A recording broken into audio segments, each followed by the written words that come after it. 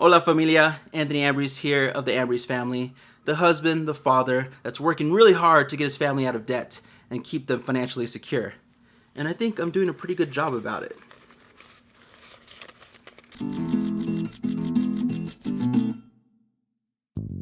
In today's video, we're going to give you an update on how we're doing, and as you can tell, we're doing pretty good. In this video, we're going to show you what app we use to keep track of our budget. We're going to be very open with our income and our expenses and show you the budget for June. I also want you guys to feel open to give us some recommendations, some advice in the comment section below, because those are very helpful for us. We don't know everything. We're not experts. We're learning this and we can do this together. The app that we use and we recommend is Everydollar. It's a free service. It's a free app. It's also available for smartphones, and I'll put all the links in the description below so you can check those out. Just so you know, the rest of this video is a screen recording, and we're going to show you how to use the app and how we use it. Alright, so here's the website, Everydollar. It's free to sign up. You just click this button and you fill out your information. See, it takes you to a page. Boom, create account. That easy. But I already have an account, so I'm just going to sign right in. Okay, so here's June's budget. I actually went through and reset this budget, so some of the numbers aren't accurate. But this is accurate. I went through and I put in how much we're gonna have this month. So the first thing you need to do is set up your monthly income for the month. So we did that, and $9,000 is what we have to work with for this month, which is awesome. It means we've made more money than the previous month and we have more to work with, and so we can do some awesome things here, like pay off some debt, save some money for the baby, and have some fun. Alright, so down here, these are called budget groups, and they all have a category. So we have giving, savings, housing, transportation, food, lifestyle, business, insurance and tax, debt, and then right here is an untitled one. That's an example. If you click this will pop up, and then you can title this whatever you want to title it, and then you can add the items below.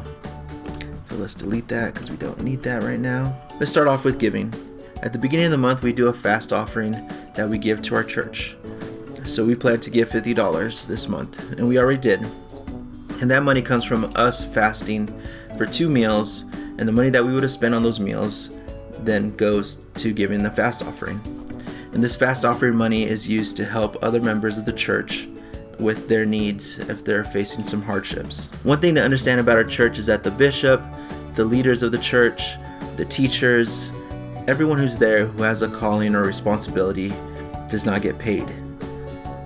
So it's done on a voluntary basis. So it's a lay clergy. So we give a tithe into our church. So that's the next thing we put on here. That's 10% of the income that we bring in. It's a little skewed because Rebecca doesn't bring in all this money. A lot of this is taken out from taxes. So we put in what she actually makes, and that's what we tithe. So let's move on to this next budget group. And you can see each budget group has a title, and these titles are right here. And then you can see what's spent, what's remaining, and then it also gives you a percentage. So you can tell that when it comes to debt, we pay 23% of our income goes towards debt, which is sad. And see, this chart also shows you how much you plan to spend. And so we're gonna go through each one of these. So emergency fund, this month, when it comes to the emergency fund, we got it. We got our $1,000. We finished baby step number 1. And we have a cool video that we're gonna show you guys to celebrate that awesome event. It feels so good to know that we made it. We made it happen. Then we have our HSA, which is used to buy medicine, doctor's appointments, and all that stuff. So this is what we put into it every month, and that's taken directly out of Rebecca's paycheck. Here's our housing budget. Rent is $6.55. Gas for this month is going to be 22.20 cents. Electricity for this month is going to be $54.33. On our cell phone bill, we actually saved some money. I moved some things around, took off some things that we didn't need from our cell phone plan, and so now it's going to be $200.01. $201.01. Then our cable, which is also our internet, is about $75. So there we go. That's our housing all set up. Transportation. Now for gas, this is always a bit of a toss-up, but I think this month we are going to spend a little bit more, and so this is sometimes hard to plan. But for the summer, I know we tend to travel a lot more, so I'm going to plan it to be about 100. Let's add another item. So there's the label, and let's write registration, because I need to pay for my registration, my tags and whatnot, get those renewed. It'll be $141, and then I have to do the safety and emissions test, which I'm not sure how much this comes out to. I'm going to say about $50 if I remember. So there we go. So that's set. Food.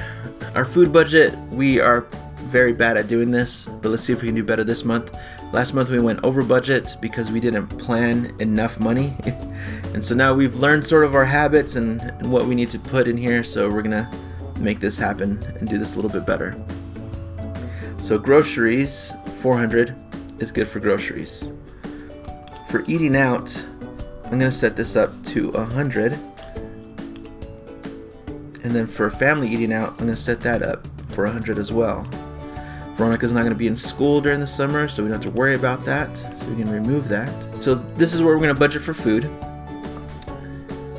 And you can see as each time I add something here, it shows me what's left in our budget up here, which is really nice to see.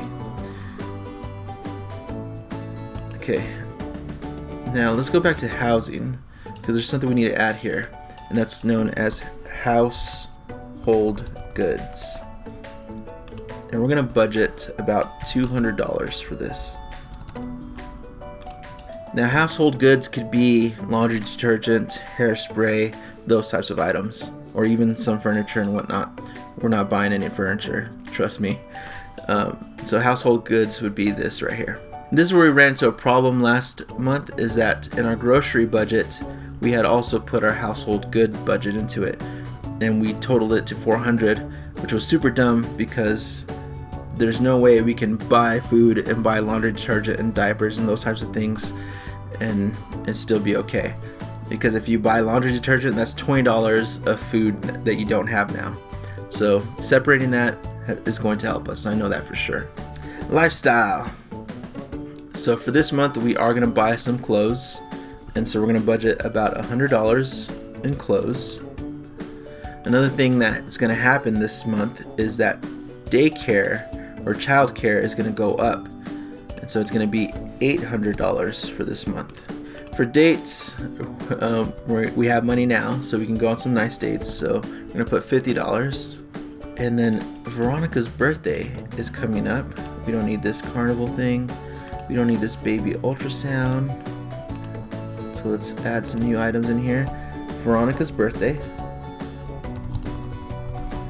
And so for Veronica's birthday, we're going to spend, I'm going to say $75. So that'll be the party, the gifts, and all those types of things.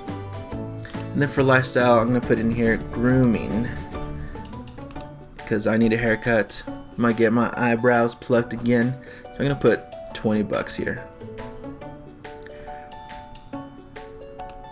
Okay, business expenses. So for the business, I have email subscriptions, and this has gone up to $10 now. FreshBooks, this is how I do my invoices, so that's about $9.99. iCloud storage for my phone, that's $1 a month, and my Adobe subscription, that's $53. I'm going to add one more here and call it projects, and I'm going to budget about $30. This is for some video projects in case we need to get some items to make the videos. And we do have some fun videos planned, so we are going to need to budget for that. Now insurance and tax, this is all set. We get this information from Rebecca, and this is basically the same every month. The only thing that's different is the auto insurance, which did go up to $110. We used to pay about $80, but for some reason our insurance went up. And now our debt, the longest one. Terrible. So here's our debt. One thing I realized that we were doing was that we were sort of double dipping into our budget. This is paid by the HSA account, so we don't need to put it in here because it's not using our income. It's using the income that we put into the HSA. So let's remove that. So we have Best Buy, that's going to be $27. PayPal Smart Connect, $48. This medical bill, again, is paid by the HSA, so we don't need to put it there. This Chase Amazon Rewards, this has gone up $2 for some reason. Interest. PayPal credit, that's the same. Student loan, that's the same. Amazon card, this Amazon card went up. Fed loan, student loan, $250. My Wells Fargo account, $106 a month. This Barclay account, that's how much a month I pay. Student loan, Rebecca's credit card, my credit card here. This Chase Southwest went up $1 for some reason. And then here's the car loan. We still haven't been able to sell the car, and so we're still trying to figure all that out. What do we need to do? Do we try to get a low offer on the car, or do we just keep using it and then sell it a little bit later on? We're still not sure.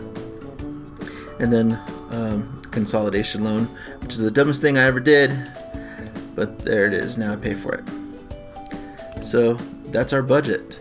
But you can see right here we have $1,148 left to the budget. So we need to put that somewhere. This needs to go somewhere.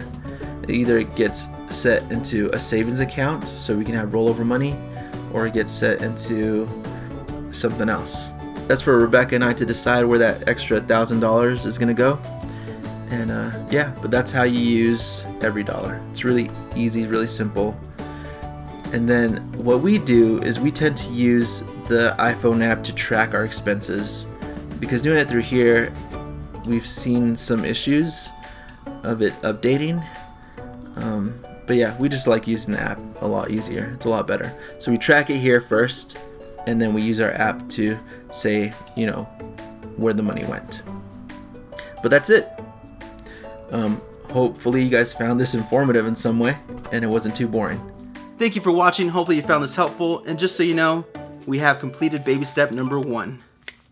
This is $1,000 that I'm holding in my hand. It feels so good to complete baby step number 1. We have $1,000 in savings as our emergency fund.